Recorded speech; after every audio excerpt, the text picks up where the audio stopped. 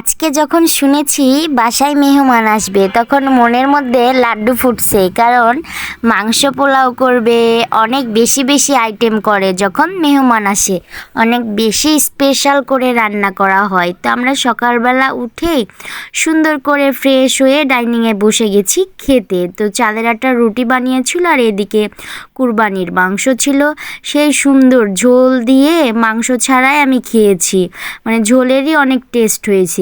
আর কুরবানির মাংস বললে কথা, টেস্ট কিন্তু দ্বিগুণ হয়ে যায়। আল্লাহ তাআলা এমন কোনো কিছু করে যাতে সব তরকারির চেয়ে প্রধান তরকারি হচ্ছে কুরবানির গরুর মাংসর তরকারি হচ্ছে সুস্বাদু। তা আমরা শুধু খাইতেই আছি, আর ডাইনিংয়ে বসলে সবার সাথে আমরা গল্প করি আর খাই, অনেক বেশি মজা লাগে সবাই মিলেমিশে খাইতে।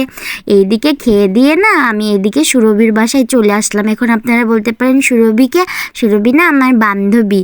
তো ওরা দেখুন ড্রিঙ্কও খাচ্ছে, আর এই যে ওদের এটা বাবু মানে ভাই, তো কত মিল্ক চানকি, তারপরে এদিকে এই যে সিরিঞ্জ না কি জানি বলেন, এগুলা নিয়ে তারা খেলা করছিল।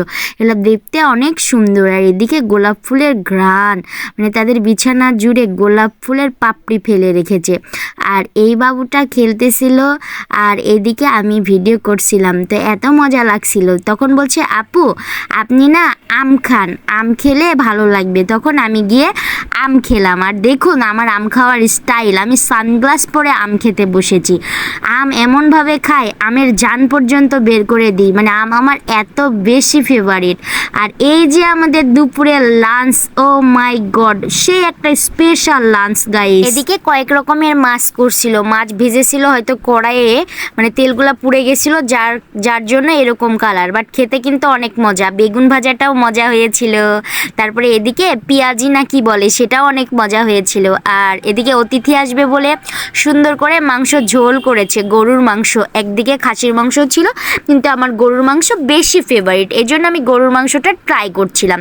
মানে এত ভালো লাগে আমার গরুর মাংস যা বলার বাইরে, আর সবারই প্রায় ভালো লাগে গরুর মাংসই।